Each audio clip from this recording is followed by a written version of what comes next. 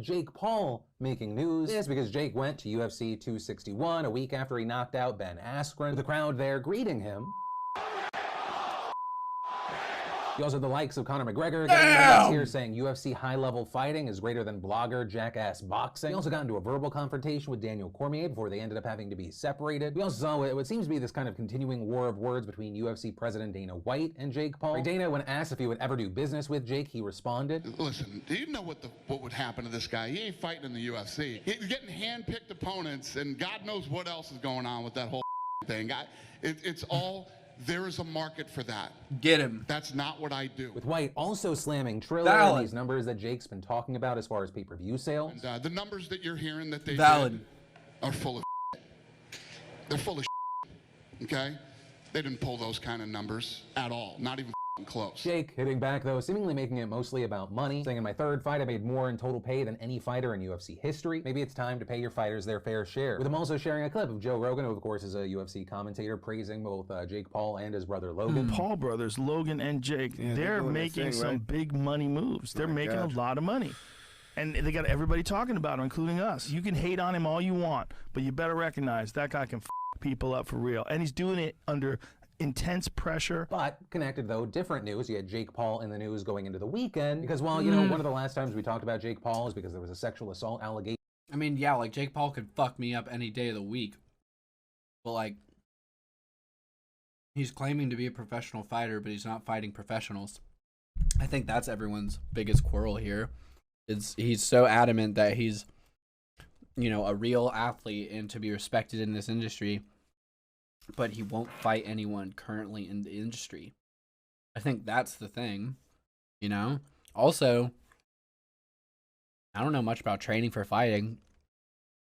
I go back and forth. I mean, like, I hear these UFC guys and these boxers talking about how, like, you know, I can't fight these like kids because I'll destroy them. They don't know how to fight. It like wouldn't even be fair. And I see them not accepting those fights. But then I also see them fighting some people. And I mean, like, not gonna lie, it looks like Jake hits hard. You know, like he definitely has been practicing boxing for at least some amount of time. So like, I don't know, like they are making money. Joe Rogan's not wrong about that, but I don't know about that statement. Like, you dude can fuck people up. I mean, yeah, but like lots of people can fuck people up. But I mean, if you can fuck up someone who's like really weak, that's not impressive, you know? Or if you can, I don't know. And if you're trying to say you're a professional fighter and you're only fighting non-professionals, that's gonna make you seem less impressive. That's just, I don't know. You're taking the wind out of your own sail. Saying he was getting his lawyers involved. But in addition to that, there's also this new wave coming from a New York Times report late last week. And in that piece, you had another girl accusing Jake Paul of sexual misconduct, saying that he groped her and called her things like jailbait. The piece also had interviews with former people from the Team 10 house who just painted this image that he created this very toxic culture, saying that in addition to all the other stuff, that he pushed the content too far, he pushed people too far. But that is where a lot of these stories end for now, and in particular that last one. Because really, unless something legal happens to Jake Paul, I mean, this isn't really going to affect him. And I think it's part of the reason why these allegations against Jake Paul, I think, would hit many other creators harder. But not so much with Jake Paul, because a lot of people just think that he is a scumbag. It is not shocking news. I don't know what truly happened with this growing number of situations, the accusations, the denials. There needs to be accountability. Is kind of the lack of surprise that the accusations are being made against him. Right? And seemingly even before. Lack of surprise is not cause for inaction. Or I know Phil understands that, but that was just so frustrating. Like, just because... God.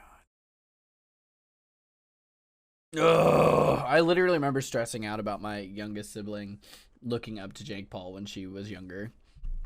And, like, trying to be like, hey, he doesn't treat women so great. I've seen lots of things about that, and that concerns me because... you're a little girl, and I don't want you to look up to someone who makes you feel like you should be treated that way. And she eventually started kind of seeing that for herself. Maybe a little help after I pointed it out, but she distanced herself, and I hope I didn't overstep there. But man, dude, people like that, it's dangerous to give them a platform. It's so damaging. So damaging.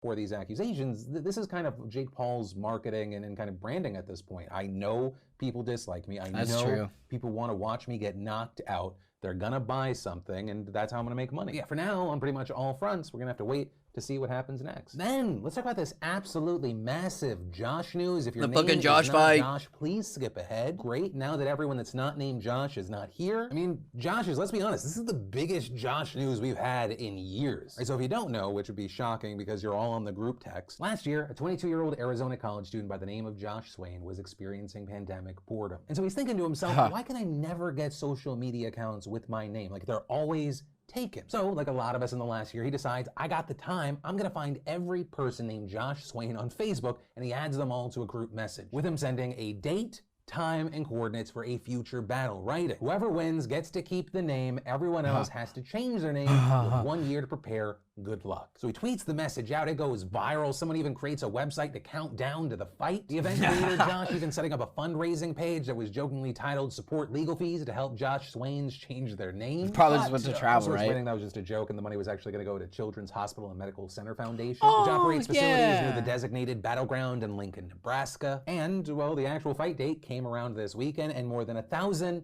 people showed up, 950 spectators and 50 people named Josh. Notably, of those other 50 Joshes that showed up, only one was the Swain variant, because I guess Swains are cowards. So we ended up seeing two battles play out. One, you had the two Josh Swains. They engage in the respected Battle of Rock, Paper, Scissors. The winner there being Josh Swain, who created the event. And following that, all of the Joshes engaged in the ritual Battle of Pool Noodles, with a fight kind of being just fantastic to watch. And oh my God, the underdog winner showed up, 4-year-old little Josh, aka Josh Vincent Jr. And if that somehow did not warm your stupid, cold heart, and talking to reporters, his father, Josh Sr., even shared that the boy had actually suffered a series of seizures when he was around 2 years old. He was actually treated at one of the children's hospitals that the event was raising money for. Which, on that note, as of today, more than 260 people have donated a little more than $12,000 Town.com, welcome in. Attendees also bringing more than 100 pounds of food that was donated to the food bank of Lincoln. So yeah, you know, sometimes it happens. 1 in 9 shows, we get some nice news. Oh, that was so touching, dude. Maybe more. A whole slew of COVID-19 news. I don't even know where to start. But we're seeing things like in Spain, you had police arresting a 40-year-old man on Saturday and charging him with intentionally causing injury after he allegedly infected 22 people with coronavirus. Right, following this very long investigation, you had authorities saying that the man went to work despite having symptoms of COVID-19, with him also reportedly refusing to go home when colleagues expressed concerns about his symptoms. Oh my God. Get tested, but then he immediately went to the gym and then back to work the next day, where colleagues again told him to go home, but he stayed even though he had a temperature of 104 degrees. And during the day, authorities said that he walked around the business, would lower his mask and cough, saying, I'm going to infect you all with the coronavirus. The next day, he learned he actually was positive, and because of him, 3 people at his gym and 5 of his coworkers also tested positive, with them then going on to infect several relatives, including 3 infants. Yeah, he was arrested and released the same day. He's awaiting trial, and we'll have to wait to see what happens there. Then, because what would a Phillip DeFranco show be without a Florida man story, and even better, a Florida family story? And this today because the Justice Department has announced that they have indicted a Florida family for selling bleach as a, quote, miracle cure for COVID-19 and other illnesses, with prosecutors saying that 62-year-old Mark Brennan peddled these deadly chemicals with his 3 sons, 34-year-old Jonathan, 26-year-old Jordan, and 32-year-old Joseph. Reportedly, they called this their miracle mineral solution, saying that it could not only cure, but also prevent COVID-19. Oh my God. For years, they've even said that this cures cancer, Alzheimer's, diabetes, autism, HIV, and tons of other medical conditions. And apparently, a lot of people bought into this and actually bought the product. According to the indictment, please tell me they didn't more than eat it. $1 million in sales. But to make matters worse, their product is actually a chemical solution containing sodium chlorite and water, which, after ingestion, becomes chlorine dioxide. Strong bleach used in industrial water treatments and in bleaching textiles, pulp, or paper. The FDA warning last year that their products could cause dangerous side effects, including severe vomiting, diarrhea, and life-threatening low blood pressure. In the past, the FDA received reports of people requiring hospitalizations, developing life-threatening conditions, and even dying after drinking MMS. God, dude. But despite that warning, on top of court orders requiring them to stop distribution under a separate civil case, the men reportedly continued to sell it under the guise of a religious entity called the Genesis II Church of Health. Naturally. And according to the charging documents, Mark Brennan, who was the group's co-founder has repeatedly acknowledged that Genesis has nothing to do with religion, with him having even said that he founded it to legalize the use of MMS and avoid going to jail. So they essentially used this site to have people make donations that were just sales of the product, which they marketed by citing Bible verses and using other religious messaging. Also, after a raid, police learned that the family was actually manufacturing the product in a shed in the backyard of Jonathan Grennan's Florida home, where police seized dozens of blue chemical drums with nearly 10,000 pounds of sodium chloride powder. Florida. Why?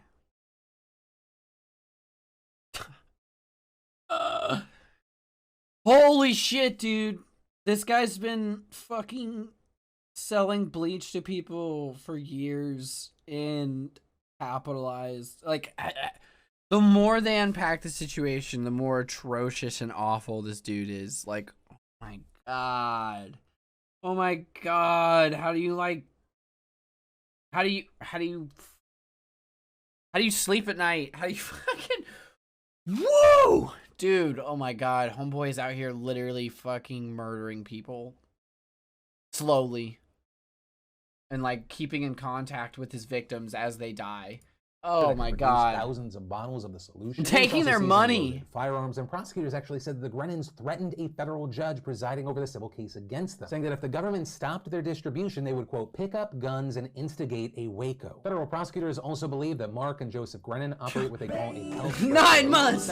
What's up? Where they say they charge consumers. I'm just watching some Phillip DeFranco at the moment. 9 months pop watcher playing. And that is ultimately where we are with this story. You have each family that member is charged with crazy. 1 count of conspiracy to commit fraud and 2 counts of criminal contempt. Just And watching with some all this, YouTube Grennan's at face the up to moment. life Don't know what I'm imprisonment going to be if doing found after guilty. that. Then in, I don't know what it's going to do to this video, but we should definitely talk about it, news. Let's talk about India and social media. Yeah, I think for the most part, it's safe to get vaccinated. I do. But if you're like 21 years old and you say to me, should I get vaccinated? I go, no. Yeah. Why? Are you healthy? Are you a healthy person? Like, look, don't do anything stupid, but you should take care of yourself. You should. I can't see why I would be echoing. Never mind. Okay. If you're a healthy person and you're exercising all the time and you're young and you're eating well, and like, I don't think you need That's to all the worry more about reason this. to Then get his guys later vaccinated. talking about people showing off that they got vaccinated, calling it virtue signaling. You know, a lot of it kind of played into a common piece of misinformation regarding COVID-19, which is that it's no big deal for young people. And while yes, a young person might not be impacted the same way that it's going to affect an 80-year-old, right? We've seen that. There is We still carry plenty it of to risk them. when it comes to getting it. There are young, healthy, athletic people who have dealt with died. long-haul COVID. There's also still a risk of hospitalization and death, with a report from the Journal of the American Medical Association Yes. finding that just in the first 5 months of the pandemic, 4,535 Americans aged 25 to 44 died of COVID-19. But also, I think one of the frustrating things for a lot of people with Rogan on this topic is the kind of the selfish nature of this argument. Right? When you get vaccinated, yes, one of the main things is protecting you, but also to protect others and slow the spread to more vulnerable people. And it's kind of crazy that didn't even come to mind for him, because he even talked about his own kids getting COVID, but he used it as an example of it not really being that big of a deal. It didn't hit him that hard, but apparently not seeing that his kids could then maybe infect other kids. All the kids in general could go home and infect vulnerable people. But, you know, the really young kid argument is almost even a distraction to the main thing, because he was primarily talking to people that were 21 years old. I mean, he's talking about people of age already approved to get the vaccine in the United States. That's so like a lot of people had really issue with Joe problematic part. Rogan, with the huge platform that he has, telling young people not to get Don't do vaccinated. it. And so in addition to everyday people having the reactions that they did, you also saw people with platforms of their own, like Ethan Klein writing, healthy young people definitely should get the vaccine. That's how we stop the spread. Not rocket science, guys. It's about returning to normal and saving lives. In India, they are literally burning bodies in the street, while people like Joe Rogan encourage people not to vaccinate. Others saying the people who watch Joe Rogan's show are the people we desperately need to vaccinate in order to speed up the end of the pandemic. Joe isn't just endangering their lives, he's endangering the rest of us too. And arguing, if you're honestly wondering whether or not you should get a vaccine, ask a licensed physician and heed their advice. It's that Some of them had pre-existing conditions. Not all of them, though. There were some very rare instances, but instances where perfectly healthy individuals did get extreme versions, or their body reacted maybe like extremely to COVID or the treatment of it, where they had long-term effects or died.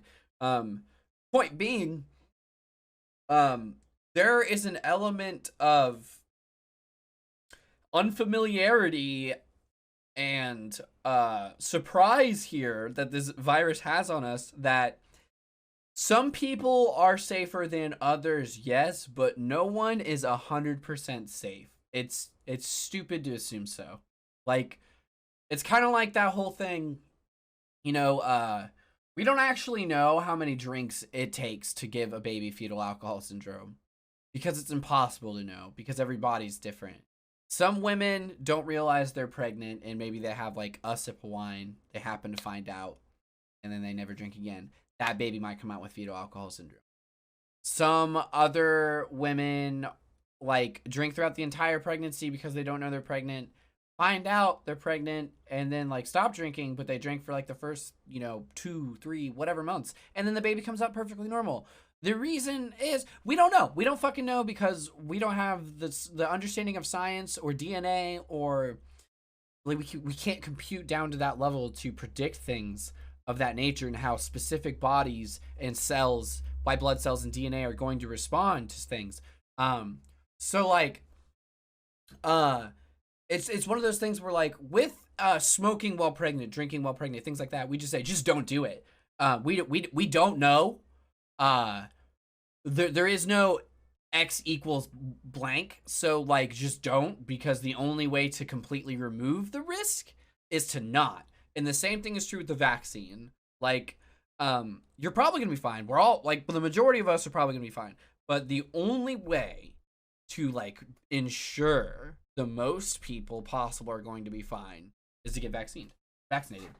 Even though you can reply to people like that. Point, saying, I'm sure Joe Rogan knows more about UFC than your average immunologist does, and I'm going to take a shot in the dark and say I would imagine he knows a little fucking less about vaccines than your average immunologist. And actually, speaking of real licensed physicians that I didn't have to Photoshop into a picture of a lab coat, we actually saw the likes of Dr. Anthony Fauci responding to Rogan with him hearing that quote and saying, well, that's incorrect, Savannah, and the reason why is that you're talking about yourself in a vacuum then. You're worried about yourself getting infected and likelihood that you're not never going to get touching any another symptoms. person. But you can get infected and will get infected if you put yourself at risk. And even if you don't have any symptoms, you're propagating the outbreak, because it is likely that you, even if you have no symptoms, that you may inadvertently and innocently then infect someone else, someone who really could have a problem with a severe outcome. And ultimately, as far as my opinion on this topic, I think like a lot of people, I think back to that Bill Burr clip when Joe Rogan was trying to egg him on about mask wearing. Walk down the street with a mask on? Let's not start this, Joe. Do you though? Let's not start this. Okay. Let's start it. I don't want to start this bullshit. I'm not going to sit here with no medical degree, listening to you with no medical degree, with an American flag behind you, smoking a cigar, acting like we know what's up better than the CDC. That's fair. Personally, I'm going to be more inclined to listen to a Dr. Anthony Fauci over his recommendations and what he's saying about COVID-19. Perfect, over Bill. A guy that's essentially telling me to kettlebell COVID away. I will say, and yes, the bar is very low. I appreciate that Rogan isn't saying that the vaccine how is you poison. doing? He said, I think it's generally healthy. I appreciate that he's not doing It has Tucker been a Carlson minute. and telling people to call Child Protective Services if he sees kids wearing masks when they're playing. But yeah, ultimately, I think Rogan has a very shitty opinion here that flies in the face of science, and that's kind of the end What of up, the story. I know there are some Shiny? people that are trying to deplatform him. I'm personally not pushing for that in any way. In fact, No, Joe Rogan should not be deplatformed. People say stupid things, and Joe Rogan has said stupid things. But I love Joe Rogan. Joe Rogan has a lot of opinions that I think are great. Joe Rogan has an open mind in some instances. I think it's awesome. But he also has a surprisingly closed mind in other things. I mean, we all probably do. I'm sure I'm very closed-minded in certain things. I'm completely. But I guess my point is no one's perfect, but like I don't see enough harm coming out of Joe Rogan in general, and especially intentionally, to a point where I think he'd need to be deplatformed. Plus, I mean, cancel culture is somewhat problematic anyway. There are instances where a person should be deplatformed, totally. But cancel culture also has like this element of completely erasing the person from like the internet, and that's fucked up because it's very important to remember mistakes. It's also very important to let people come back from their mistakes, or at least attempt to.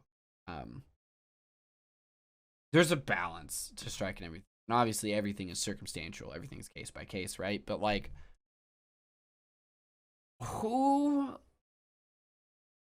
are any of us as flawed, unknowing fuck-ups to say that a person has done something completely unredeemable. I say that, I'm massively generalizing here, because right after I say that, I can think of several instances where, for me personally, someone could do something unforgivable, just in specific categories. But that being said, a lot of that, me finding it unforgivable, part of it is the nature of the action and the way I see the nature of the action, but part of it is also my personal experiences with that topic influencing my emotions and attitude towards it, you know? So, like, obviously I'm there. I just think COVID has become extremely political in our country. It has, and it shouldn't have. It shouldn't have, and it's so dumb. It's so dumb that it did. Yeah, COVID got really politicized here because so many reasons, honestly. I mean, I think something enough people don't think about enough, and I think about this all the time, is like AOC brought this up when she was like, when she first became a senator, she was walked into a room and they're like, "You're a Democratic senator," and she's like, "Yep." And so they're like, "Okay, you're gonna go over here with the Democrats, all right? So you're gonna go over here with the Democrats, and then the Republicans are gonna go over here in their room, and then we're gonna talk about our shit. They're gonna talk about their shit, and that's pretty much it. We're never gonna interact with each other. The only time we'll ever all be in the same room is when we're in that voting room, glaring at each other from across the chairs and shit." And she even said that, like, when she was in the meeting with all the Democrats, they were saying, like, this isn't us versus them situation. This is not a game about passing bipartisan legislation or legislation by cooperating with the other side. This is about being a united front, passing legislation with our team and blocking everything from their team. So the politicizing and the polarization is going on from the very center of our country. Like, from the very power structures that oversee us all, they are specifically creating a situation in which there is less understanding between the two parties and more hostility and more groupthink. So, like, I think that plays a big role, such a big role, in why so many things that shouldn't be politicized end up getting politicized, but also why we are so polarized in general. They just... Like, it's gotten so bad. No one wants to even hear out the other side. No one wants to hear out their perspective. No one wants to actually have a conversation. And, like, change requires conversation. That's just how stuff works. I did have an update. I'm glad. I'll just go ahead and start that now. That I'm doing exactly what Joe Rogan. Joe America sounds my fun. Opinion on my platform, though my opinion also appears to be backed more by actual experts and doctors in the field that is being commented on. Evidence-based science and research, and not my daughters got sick, and they didn't seem like that big of a deal. And honestly, this is kind of a weird thing to even be commenting on, because outside of, you know, stupid shit like this and other stuff I don't agree that Joe Rogan does, I'm actually kind of a fan, but also I can't call out dumb. God damn, I feel that, Phil. I feel that so hard. I love Philip. I fucking love Joe Rogan. There's so many things I love about him, but there are, like, just a couple of things that are just really problematic about him, and it makes my brain hurt because I don't really know what to do about it. Shit. But why are people so complicated? That's a story. Talk about President Biden officially unveiling the $1.8 trillion American Families Plan this morning. So this is part of Biden's three-tiered Build Back Better economic initiative, which also includes the stimulus bill passed back in March, as well as the $2.3 trillion infrastructure package. And if signed into law as is, which it will not be, among other things, the new plan would provide $200 billion for free universal preschool for all 3- and 4-year-olds, reduce the cost of childcare for low and middle-income families, allocate $109 billion for 2 years of free community college, including for non-citizen immigrants brought to the United States as children, aka Dreamers, give $1,400 in additional assistance to low-income students through Pell Grants, recruit more teachers, and strengthening the education workforce, specifically in communities of color, create a comprehensive nationwide family and medical leave program, provide more nutrition assistance for children, including expanding school meals programs and summer meals programs when school is out, and finally, extend a number of tax credits aimed at helping lower and middle-income families that were increased under the last stimulus package. Right, and that including higher Affordable Care Act premiums, tax credits, and the child tax credit aimed at fighting child poverty. Now, notably, according to the official fact sheet detailing the plan, those tax cuts will be $800 billion of the final price tag, but that still leaves $1 trillion in new spending. And as far as how that will be funded, cut it from the military budget. It says will raise about $1.5 trillion over the next 10 years. This, including increasing the marginal income tax for the top 1% of American earners from 37% to 39.6%, which would actually just restore the top bracket to what it was before Trump's 2017 tax law. He has also proposed raising the capital gains and dividend tax rates for those who earn more than $1 million a year, beefing up IRS enforcement, and closing other tax loopholes that benefit wealthy Americans and large corporations, including a provision in the tax code that reduces capital gains on some inherited assets like vacation homes. Right, so a very big, a very ambitious plan, and not only fuck the 1%, but we've been putting 70 to 80% of our tax dollars into the military for like so long, and none of that even actually goes down to like the actual soldiers or the programs that actually help the soldiers with like education or medical. I mean, I'm sure DJ, you're aware, but I personally have heard so many stories of how awful the VA is, how awful the medical care can be within the military, that the mental health, specifically like military therapists, it's a fucking joke. It's basically just like, yeah, okay, cool, get back out there. And so like, it's like none of that money is actually going towards like the things it really should be, or at least at this point needs to be, because we've already built up enough of the other crap. So if you're not going to do that, then start moving that money other places where it can do great things. Medical sucks. See? It took me going to civilian doctor to get a straight answer from docs on my knee. Jesus Christ. Yeah, see, that's ridiculous. And you would think, like, I assumed growing up, oh, militaries have got the best doctors, probably. Like, the fucking best doctors around. I bet that dude could fucking, like, knock on your body and be like, oh, it's fucking, yeah, you fractured your fucking blah, blah, blah. Let me just do this magical little trick we have for fixing this, and you're good to go. And it's like, right as rain. No, it turns out it's a lot of jerry-rigging and, like, fucking duct tape the body up and just be like, yeah, that probably isn't good and won't hold, and you shouldn't be doing this, but we really need you out there. It's a god. What the fuck are they doing with the money, though? Nukes.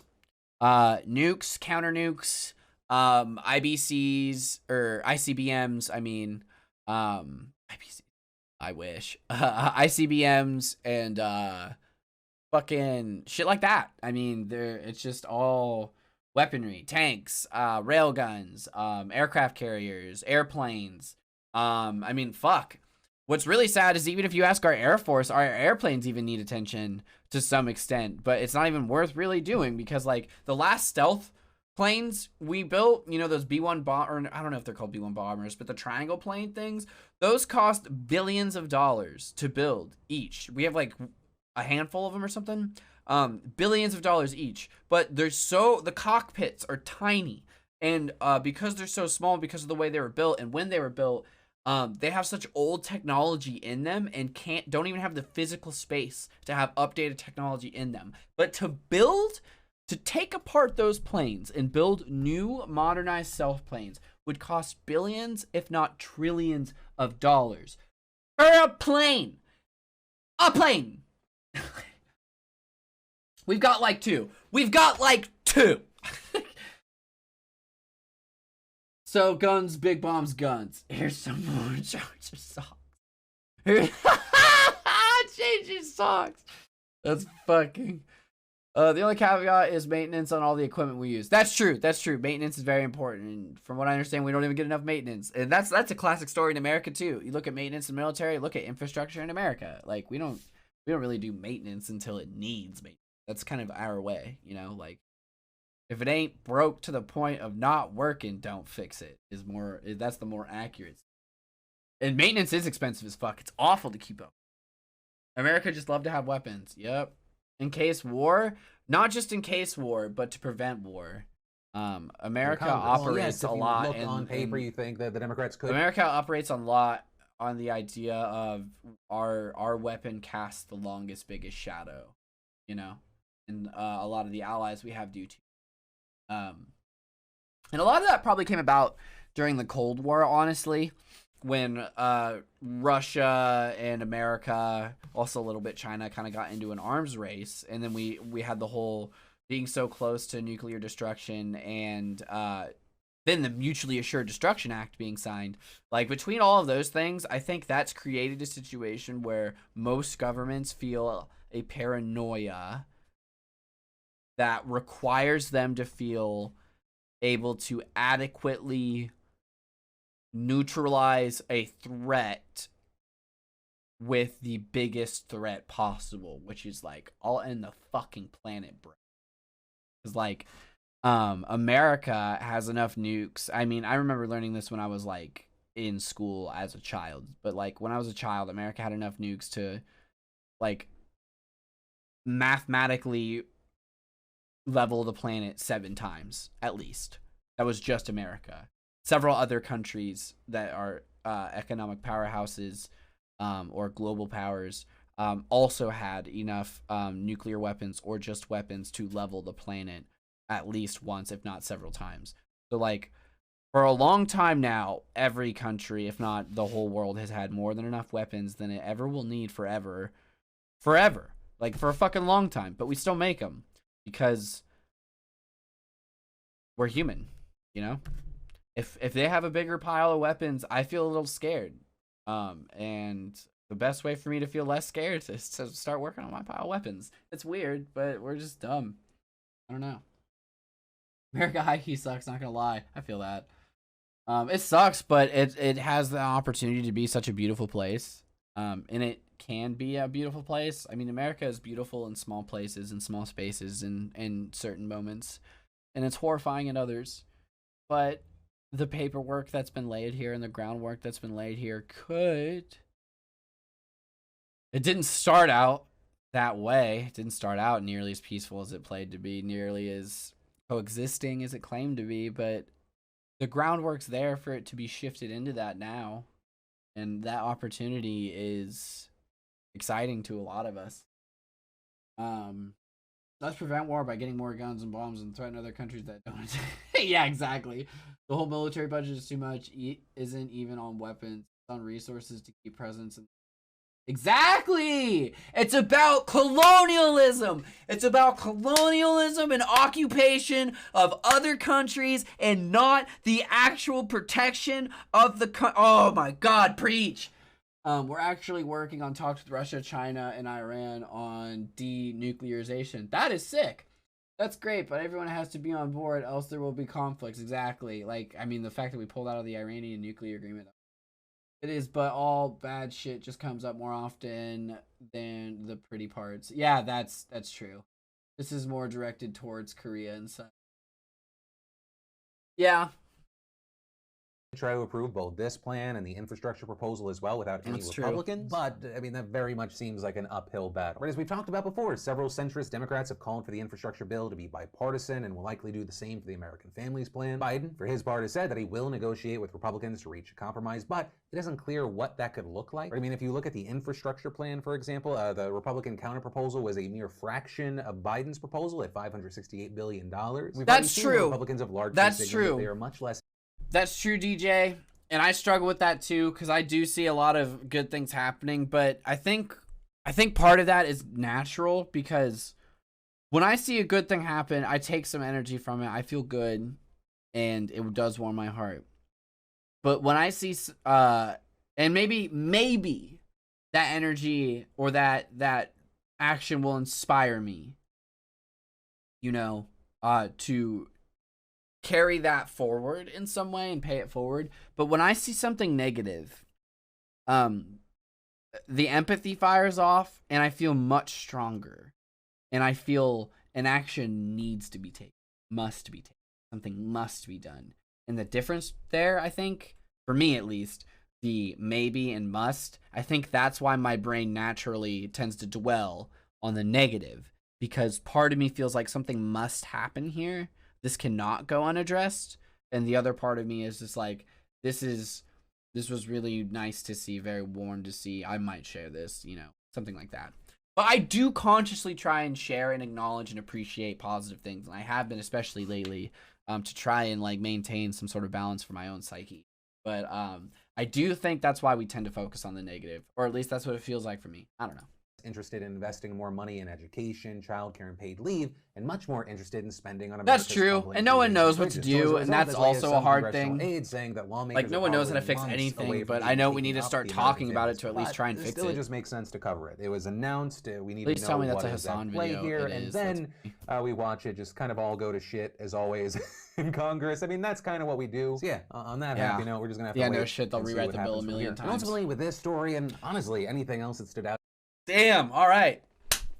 Wow. Take Greta Thunberg as an example. She wants us all to be driving electric cars, right? So what repercussions does that have? More child labor in third world countries and to mine the cobalt for batteries for those cars. She actually doesn't want us all driving electric cars, though, because she understands that the mining of cobalt and the mining for the batteries of electric cars is more harmful on the environment at a rate than actually using fossil fuel cars currently. She thinks there needs to be a shift away from fossil fuels, but electric is not the answer, because electric still, the mining of those processes is so damaging to the environment, and also the batteries themselves are pretty damaging to the environment. She understands we need to start looking back into hydrogen cars. When I was in high school, there was a team of people who created a hydrogen car. It could run off of hydrogen in the air. It was 300 times more fuel efficient than a gasoline car because it used hydrogen.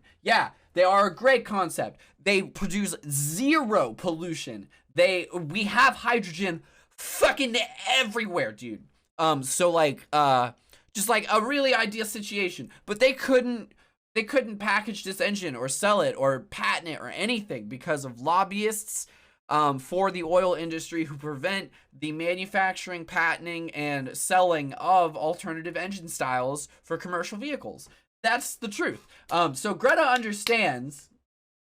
Just got to get to the building. Greta understands that we cannot do electric cars. But I see your point. I see your point. You are very right, DJ. That like these problems are so complicated, and we have so many systemic issues kind of woven in that we need to be very careful with how we start solving some of these problems. And like to your point on the child labor and enslaving of people for the cobalt mining, that's a very valid point, but also a direct product of capitalism in the United States existing. Because what happens is you have business owners who quickly see these people here, for whatever reason, have rights, and I have to pay them so much and give them fucking benefits and fucking parental leave and all this shit. But this other country doesn't have that. So I can outsource my factory over here where they don't have those rights.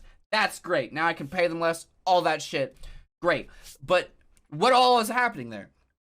Now this country that may be communist, may be socialist, maybe whatever, may just be a developing country. It is now dependent, it is now occupied very much economically by the United States and some rich people who have great power in that country, which happens to be a country of significance in the world, just as it plays out.